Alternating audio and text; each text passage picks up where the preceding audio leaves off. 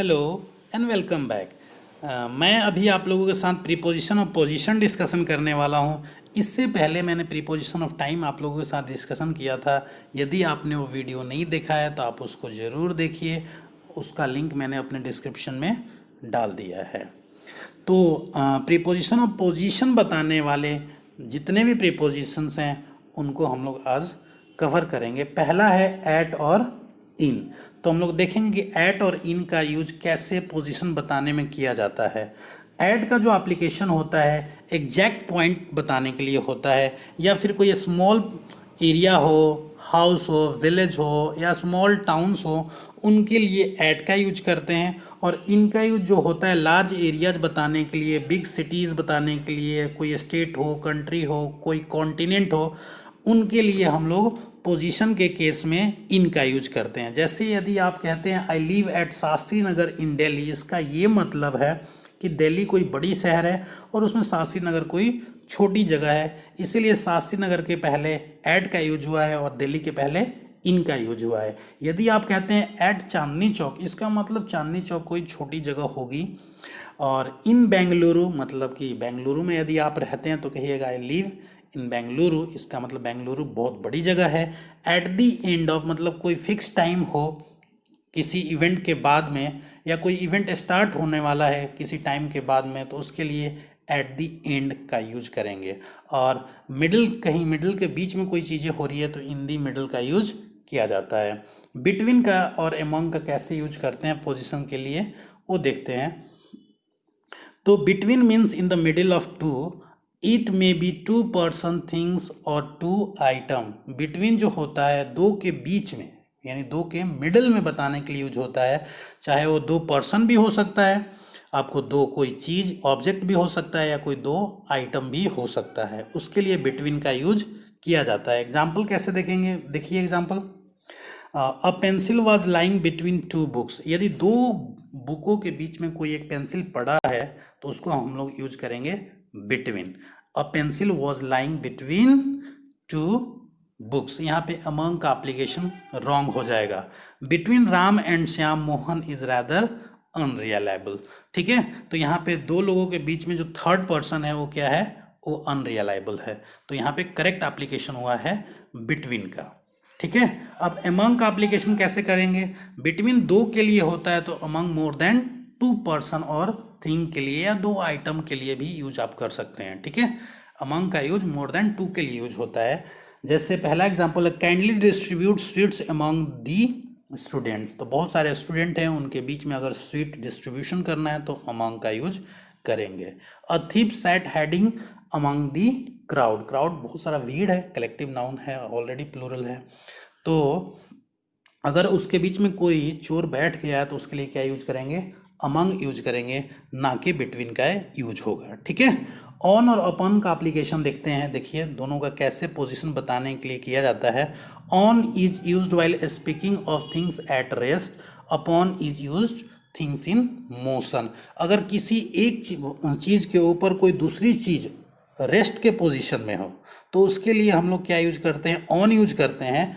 और अपॉन का यूज जो होता है एक रेस्ट चीज के ऊपर कोई दूसरी चीज जब मोशन में होती है तो उसके लिए अपॉन का हम लोग यूज करते हैं। सिंपल एग्जांपल के लिए, जैसे कोई टेबल है, टेबल के ऊपर में कोई बुक पड़ा हुआ है तो रेस्ट पोजीशन में है, तो उसके लिए हम लोग क्या यूज करेंगे, ऑन का यूज करेंगे। अगर टेबल के ऊपर से कोई किसी ने जंप लगा दिया, मतलब अक्रॉस द जंप लगा दिया, तो उसके लिए हम क्या यूज करेंगे, अपॉन का यूज करेंगे, क्योंकि उसने टेबल के ऊपर से पास कर गया। जैसे एग्जाम्पल देखिए, a book is on the table, correct है, बुक क्या है, टेबल के ऊपर है और वो रेस्ट पोजीशन में है, तो उसके लिए ऑन का यूज किया जाएगा। यहाँ पे अपॉन हम लोग नहीं यूज कर सकते। I jump upon the table, मतलब वो टेबल के ऊपर रेस्ट नहीं है, जबकि एक मोशन है कि उसके ऊपर से जंप कर गया, तो यहाँ पे क्या यूज होगा, अपॉन का यूज होता है। फिल इन द ब्लैंक्स में काफ़ी यूज होता है ये। और फोर्थ को देखते हैं कि अबव एंड ओवर का यूज कैसे पोजीशन बताने के लिए होता है। Both above and over means higher than, दोनों का मीनिंग होता है एक दूसरे से ऊपर, यानी कि ऊंचा, कंपैरेटिव डिग्री है। अबव एंड ओवर का जो यूज कंपैरेटिव डिग्री के सेंस में ही होता है, एक दूसरे से ऊंचा दिखाने के सेंस में। Sometimes we can use either of them, और कभी कभी ऐसा होता है कि मीनिंग दोनों को ही आप एक्सचेंज करके लिख सकते हैं, उसमें कोई भी एरर नहीं होगा। तो एबव एंड ओवर का यूज जो होता है हायर देन बताने के लिए होता है। एग्जाम्पल देखते हैं। The flag was unfurled over the heads, बहुत सारे लोग खड़े होंगे और उनके ऊपर से झंडा को लहराया गया होगा, तो उसके लिए यूज होगा ओवर। अगर आप अबव भी लिखते हैं तो बिल्कुल करेक्ट होगा, the flag was unfurled above the heads. दोनों ही आप इंटरचेंज करके लिख सकते हैं, दोनों ही करेक्ट हैं। लेकिन आपको एक एप्लीकेशन ध्यान पे रखना है, वो ये है कि over can also mean covering और वर्टिकली अबव। मतलब जो देखिए, एबॉब और ओवर तो आप एक्सचेंज करके लिख सकते हैं, दोनों दोनों एक दूसरे के स्थान पे यूज होता है। लेकिन जो ओवर है, ओवर का जो मीनिंग होता है जो एग्जैक्ट कवर कर देता है। जैसे आप सोते हैं और चादर ओढ़ के सो जाते हैं, जो आपकी बॉडी को पूरा कवर करती है, तो वहाँ पे हम लोग उसका ओवर यूज करेंगे, एबॉब यूज नहीं करेंगे। ठीक है, यानी वर्टिकली एबॉब हो, वर्टिकली मतलब एकदम परपेंडिकुलरली ऊपर, आपके ऊपर हो और पूरी तरह से किसी चीज़ को कवर करता हो, कोई भी चीज़ हो कवर करता हो, तो उसके लिए हम लोग ओवर यूज करते हैं। ठीक है, जैसे देखिए example, my father put a blanket over her his daughter. ठीक है, the father put a blanket over his daughter, तो डॉटर सो रही होगी बच्ची और उसके ऊपर से उसने चादर, क्या ब्लैंकेट ऊपर से डाल दिया, तो पूरी तरह से वर्टिकली एबॉव भी है और इन कांटेक्ट में है और कवरिंग भी है, तो यहाँ पे क्या यूज करेंगे हम लोग, ओवर का यूज करेंगे। ठीक है, एबॉव का यूज यहाँ पे नहीं किया जाएगा। There is a fan over the table, अगर कोई टेबल है, टेबल के जस्ट ऊपर कोई फैन है और पूरा टेबल को कवर करता है, बिकॉज फैन बड़ा होता है, तो there is a fan over the table. तो यहाँ पे क्या अगर फिल इन द ब्लैंक्स में है तो यहाँ पे आपको ओवर लिखना होगा, ओवर फिल करना होगा। ठीक है, तो इसको थोड़ा ध्यान रखना है कि अबव और ओवर में फिल इन द ब्लैंक्स में एरर ना हो। ठीक है, अगला देखते हैं, बिलो और अंडर का यूज कैसे करते हैं पोजीशन बताने के लिए। देखिए दोनों का मीनिंग सिमिलर जैसे है, अबव और ओवर का यूज हायर देन होता है, तो इन दोनों का मीनिंग क्या होता है, lower than.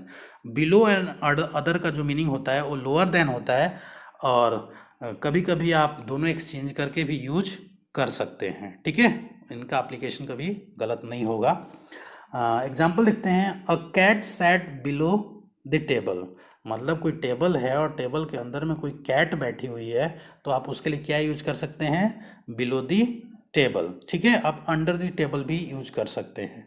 My shoes were lying under the अलमीरा, कोई भी अलमीरा है और अलमीरा के नीचे कोई आपका शूज पड़ा हुआ है, तो उस केस में आप अंडर का यूज कर सकते हैं। ठीक है, और अंडर का जो मीनिंग होता है वर्टिकली बिलो भी होता है, ये भी एप्लीकेशन आपको ध्यान रखना है कि जो एकदम से वर्टिकली नीचे हो और इन कांटेक्ट में हो, तो उसके लिए अंडर यूज किया जाता है, ना कि बिलो यूज किया जाता है।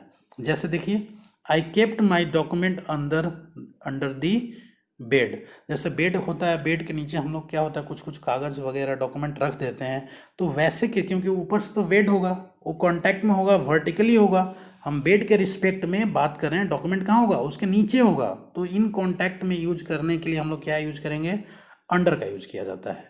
I kept my document under the bed. या फिर ऐसे भी देख लीजिए, my mobile phone was under the pillow, यानी कि पिलो ऊपर होगा और मोबाइल क्या होगा, नीचे होगा, तो जो पिलो के direct vertically downward in contact में क्या होगा, मोबाइल होगा, तो यहाँ पे अंडर फिल किया जाएगा, ना कि बिलो यूज करेंगे। ठीक है, तो इसको ध्यान पे रखना है, जस्ट मीनिंग वाइज है कि अंडर और बिलो का एप्लीकेशन कैसे करेंगे। कई जगह ये एक्सचेंजेबल होता है, कई जगह सीधे अंडर का हम लोग यूज करते हैं। ठीक है, 6 नंबर देखते हैं कि फिगरेटिवली यूज, मतलब जैसे क्या होता है कि अभी हमने पढ़ा एबव और ओवर का मतलब हायर देन, बिलो और अंडर का मतलब होता है लोअर देन, तो ये तो हमें फिजिकली इन कॉन्टेक्ट से पता लग जाता है। लेकिन कई बार क्या होता है कि सेंटेंस बनाते हैं हम लोग और उसका एग्जैक्ट मीनिंग कुछ और ही हो जाता है, तो उसी को हम लोग फिगरेटिव यूज कहते हैं। तो इन चारों का एप्लीकेशन एक बार हम लोग करके देखते हैं कि क्लियर होता है कि नहीं। Figurative use of above, over, below and under, तो हम लोग अभी इन चारों का एप्लीकेशन देखेंगे। पहला है एबव, एबव का जो मीनिंग होता है हायर देन होता है, तो सेंटेंस वाइज देखते हैं। Mister Sinha is above partiality, यहाँ पे कोई फिजिकली अबव की बात नहीं की जा रही है, यहाँ पे ये है कि मिस्टर सिन्हा किसी के साथ पार्शियलिटी नहीं करते हैं, ठीक है। He is above me in the office, इसका मतलब क्या है कि उसका रैंक मेरे से ज़्यादा है। कोई किसी के ऊपर न बैठता है ऐसा कुछ मीनिंग नहीं आएगा, उसका ये मीनिंग है कि वो रैंक में ऊपर है, ठीक है। ओवर का जो मीनिंग होगा, माई फादर इज ओवर 60, मतलब एज क्या है, 60 से ज़्यादा है, ठीक है। Mister Sinha is placed over mister Bohra, क्या होता है कि कोई अगर ऑफिस में है और उसके जगह पे किसी और का आप अपॉइंटमेंट कर देते हैं तो उसके सेंस में ये यूज किया जाता है, mister Sinha is placed over miss Bohra. Below का जो यूज होता है, Ram is below me in the office, फिर से रैंक का यहाँ पे रैंक बताया जा रहा है कि राम मेरे से छोटे पोस्ट पे है, ठीक है। माई ब्रदर स्कोर्ड बिलो 50%, तो 50% से कम मार्क्स आए हुए हैं तो आप यूज कर सकते हैं बिलो 50%, ठीक है ना। इसको ध्यान पे रखना है कि ये फिगरेटिवली यूज हुआ है, ना कि फिजिकली यूज हुआ है। जैसे आप ऐसे भी बोल सकते हैं, द नंबर वाज बिलो 10, मतलब आपने जो नंबर स्कोर किया है 10 से कम किया तो आप बोलिएगा the number was below 10, simply below है, मतलब कि फिजिकली नहीं, जबकि फिगरेटिवली कम मार्क्स आए हुए हैं। अंडर का यूज कैसे करेंगे, this bridge is under repair from last year, यह ब्रिज क्या है, पिछले साल से ही रिपेयर के अंडर में है, मतलब अभी रिपेयरिंग चल रहा है, वो कंटिन्यूअस प्रोसेस में है, ठीक है। तो यहाँ पे अंडर रिपेयर का यूज होगा। बहुत बार फिल इन द ब्लैंक्स में इनका यूज होता है फिगरेटिव यूज का, इसको ध्यान रखना है। 100 persons work under me in my office, मतलब आप जो है 100% को कमांड या एड्रेस करते हैं, उनको कंट्रोल करते हैं और बताते हैं कि कैसे काम करना है, तो आप उस सेंस में यूज करेंगे 100% work under me in my office, ठीक है। तो इन सब का फिगरेटिव यूज आपको ध्यान पे रखना है कैसे किया जाता है। अब बेनिथ का जो यूज कैसे होता है, it is use in figurative sense, इसको भी हम लोग फिगरेटिव सेंस में ही यूज करते हैं। वैसे तो मतलब इसका तो लोअर पोजीशन ही होता है, किसी से नीचे दिखाने के सेंस में यूज होता है, लेकिन फिगरेटिवली ही यूज करते हैं, नॉट एज अ फिजिकली।